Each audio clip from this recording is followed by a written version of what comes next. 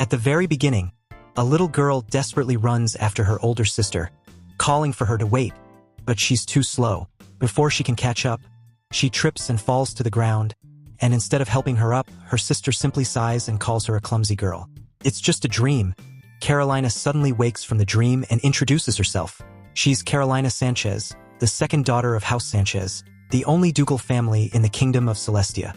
For generations, her family has been the kingdom's greatest pride, producing legendary knights, brilliant prime ministers, and countless heroes who protected the nation. But unlike her gifted older sister, Flora, Carolina was born completely ordinary. In a family known for greatness, having no special talent feels like a disgrace. No matter how many sleepless nights she spends trying to improve, she knows she'll never become someone like Flora. Even so, she's always wished for just one thing: to have a talent she can finally call her own. That night, the Sanchez family holds a magnificent celebration, drawing nobles from across the kingdom. The moment the eldest daughter, Flora, enters the ballroom, every conversation comes to a halt as the guests admire her grace and beauty. Meanwhile, Carolina remains alone in a corner, unnoticed by everyone. The peaceful atmosphere is suddenly interrupted when a young noble girl stumbles during a dance and falls hard, leaving a painful bruise on her face. Her mother immediately panics and calls for a doctor, but before anyone can react, Flora calmly steps forward and assures everyone there's no need. With a gentle prayer, holy light radiates from her body, and the girl's injury disappears in an instant. The hall erupts in amazement as the guests praise Flora's extraordinary healing magic. To them, the outcome is already obvious. She's destined to win the next saintly trials and inherit the title of saint, following in the footsteps of her own mother, Lady Claudia, whose name is still remembered as one of the kingdom's greatest saints. In the Kingdom of Celestia, the title of saint is reserved for the woman blessed with the highest level of holy magic, making it one of the most respected positions in the entire kingdom. After witnessing Flora's miracle, the nobles are convinced that the next saint can only be her. They shower her with praise, but before long, the conversation shifts to Carolina, with some guests openly comparing the two sisters and calling Carolina an embarrassment to House Sanchez. Although a few feel the remarks are too harsh, the criticism continues until Flora gently steps in, asking everyone not to tease her little sister because she's very sensitive. Embarrassed, the nobles immediately apologize, and Flora even apologizes on their behalf, encouraging Carolina to forgive them. Feeling cornered, Carolina quietly accepts their apology, earning even more admiration for Flora's kindness and compassion. But the moment everyone looks away, Flora's warm smile vanishes. Leaning close enough that only Carolina can hear, she cruelly whispers that the insults were nothing more than the truth. Calling Carolina the only disgrace of House Sanchez, she mockingly thanks her for playing the perfect supporting role, because every time Carolina is humiliated, Flora's popularity only grows. On the journey home, Carolina remains unusually quiet after the banquet, but instead of comforting her, Flora uses the silence to belittle her. She reminds Carolina that sharing the same carriage as the future saint is a privilege she doesn't deserve before mocking her as nothing more than the disgrace of House Sanchez. As Carolina stays silent, Flora's insults grow even crueler. She points out that Carolina's gray hair and crimson eyes resemble neither their father nor their late mother, making her question whether Carolina truly belongs to the family.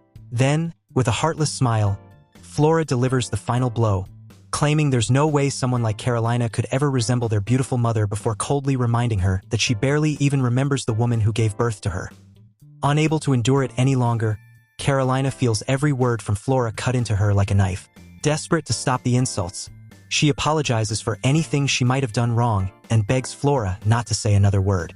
But Flora ignores her plea and starts bringing up the one subject Carolina fears most: her mother. Those words instantly drag Carolina back into her painful memories. She never had the chance to meet or even speak to her mother, Duchess Karen Sanchez, who passed away from illness shortly after giving birth to her. Ever since then, Carolina has lived with one unbearable thought: if she had never been born, perhaps her mother would still be alive. Flora coldly declares that their mother was a kind and compassionate woman who was loved by everyone, which is exactly why she'll never forgive Carolina for taking her away. Refusing to believe anyone who says Carolina resembles their mother, Flora rejects her with every fiber of her being. Before Carolina can respond, their carriage arrives at the Sanchez estate. The servants warmly welcome them home, and while a maid escorts Flora inside, the butler approaches Carolina and informs her that the Duke is waiting for her in the drawing room.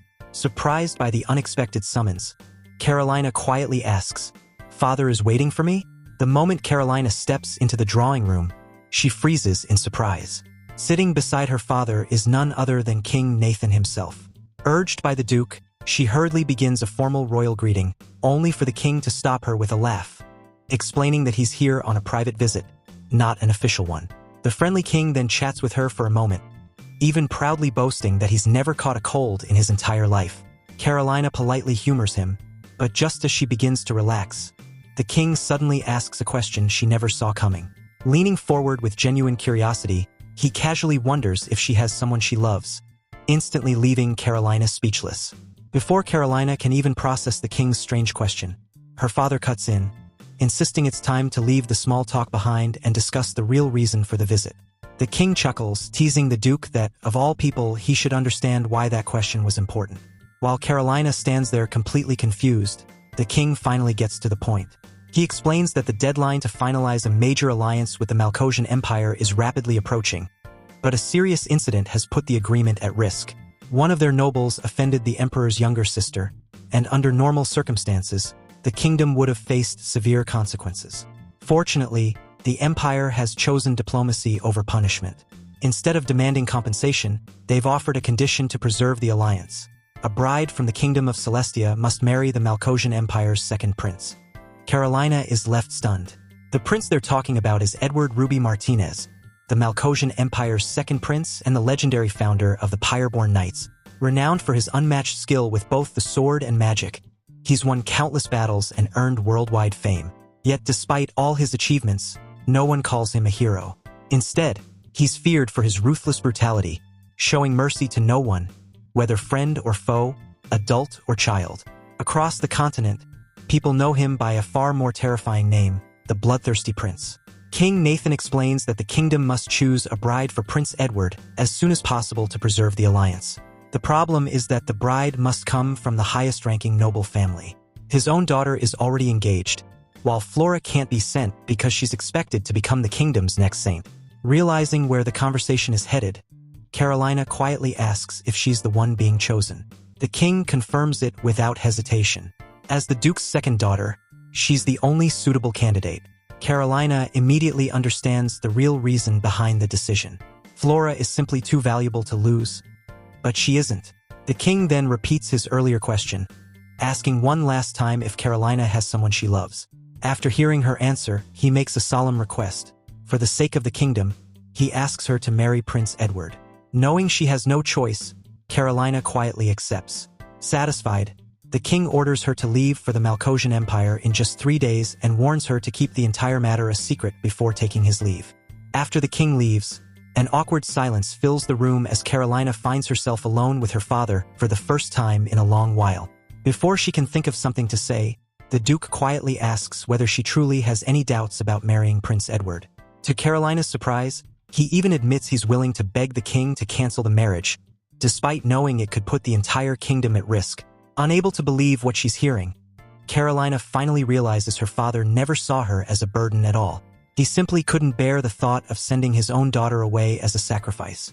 Overcome with emotion, she confesses that she always believed she was too disgraceful to deserve anyone's love. The Duke immediately rejects that idea, reassuring her that she's his precious daughter. Touched by his words, Carolina accepts the marriage of her own free will, saying that if it can protect the kingdom and House Sanchez, she'll gladly do it. Her answer reminds the Duke of his late wife, Karen. When Carolina timidly asks if she's really anything like her mother, the Duke warmly smiles and tells her that she's Karen's mirror image, not in appearance alone, but in her kindness, selflessness, and unwavering determination. Hearing those words fills the empty place in Carolina's heart, and before leaving for another country, she asks her father to tell her everything he can about the mother she never had the chance to know. That night, Carolina and her father spend hours talking about her late mother. One story after another paints the picture of a woman who worked tirelessly until she finally defeated him at chess, loved making secret late-night snacks for the family, and balanced her hardworking nature with a playful side that often caught him off guard. She adored picking flowers with young Flora, and even in her final moments, she never held hatred or resentment toward anyone. As the Duke recalls each memory with a gentle smile, Carolina realizes he isn't simply telling stories. He's lovingly sharing the greatest treasure of his life. As Carolina and the Duke spend the night laughing over old memories, a passing maid accidentally overhears their conversation. Finding it suspicious, she quietly reports everything to Flora. Curious, Flora welcomes the maid inside her room while preparing for the upcoming saintly trials. After offering a few words of encouragement, the maid leans in and whispers what she witnessed between Carolina and the Duke. The moment Flora hears it, her calm expression disappears, replaced by unmistakable shock. The following morning, Carolina accompanies her father to her mother's grave, carrying a bouquet of blue and white hyacinths, flowers symbolizing unchanging and humble love. Seeing her usually stern father choose them himself, Carolina can't help but realize he has a surprisingly romantic side. Kneeling before the grave, the Duke quietly speaks to his late wife, confessing that even after 16 years, he still hasn't learned to live without her. Listening to him, Carolina finally gathers the courage to speak from her heart. She tells her mother that she's leaving for the Malcosian Empire the very next day and that this may be her final visit. Then she asks the question that's haunted her for her entire life. Was she ever glad to have given birth to her? Branded as the disgrace of House Sanchez and blamed for her mother's death, Carolina wonders if her existence ever brought her mother regret. Her father immediately tries to stop her, but Carolina gently apologizes and admits that, despite everything, she doesn't regret being born. At that very moment, a warm breeze suddenly sweeps through the cemetery, gently surrounding her as if embracing her. Feeling an indescribable warmth, Carolina silently believes it's her mother's answer. With renewed resolve, she bids her mother farewell, promising that from this day forward, she'll face her destiny without ever running away again. Later that night, while Carolina is packing for her departure, Flora suddenly walks into her room with Iris. She reveals that she's already heard about the marriage and mocks Carolina for being offered to Prince Edward of the Malcosian Empire as nothing more than a sacrifice to clean up the kingdom's political mess. She then reminds Carolina of Edward's terrifying reputation, saying he's a ruthless man known to show neither mercy nor compassion. Before leaving, Flora delivers one final blow, telling Carolina that no matter where she goes, no one will ever love a disgrace like her, so she'd better accept that reality. Surprisingly, Carolina doesn't argue back. Instead, she quietly thinks to herself that this is goodbye. She'll never have to see Flora again. Before sunrise, Carolina prepares to leave for the Malcosian Empire. As her father comes to see her off, she thanks him for everything he's done over the past 16 years. The Duke gently shakes his head, saying a parent doesn't need thanks for sending their child toward a new chapter of life. From a nearby window, Flora silently watches the farewell unfold. Before Carolina departs, her father pulls her into a warm embrace and tells her how proud he is, thanking her from the bottom of his heart for being born to him and Karen. Unable to hold back her tears, Carolina thanks him in return, admitting those words have lifted a burden she's carried her entire life. The Duke leaves her with one final wish, not to become extraordinary or the best, but simply to live a long and happy life. Promising she will, Carolina wipes away her tears, turns toward the waiting carriage, and begins her journey to the Malcosian Empire. As Carolina's carriage continues its journey, the first rays of sunrise light the road ahead, marking the beginning of a new chapter in her life. Before long, the coachman announces they've reached the meeting point. Carolina knows this is where the Pyreborn Knights are waiting. To keep the political marriage a secret, she'll travel into the Malcosian Empire alongside the returning Knight Order so no one suspects anything. As she steps out of the carriage, she's greeted by a massive force of battle-hardened soldiers. Realizing she'll be entering a foreign empire without even a single maid or bodyguard by her side, Carolina feels a brief moment of unease, but quickly steadies herself. With a graceful bow, she introduces herself to the Pyreborn Knights and thanks them for receiving her. At that moment, the commander begins walking toward her. Carolina immediately recognizes the man before her, the Malcosian Empire's second prince, the legendary commander of the Pyreborn Knights, Edward Ruby Martinez.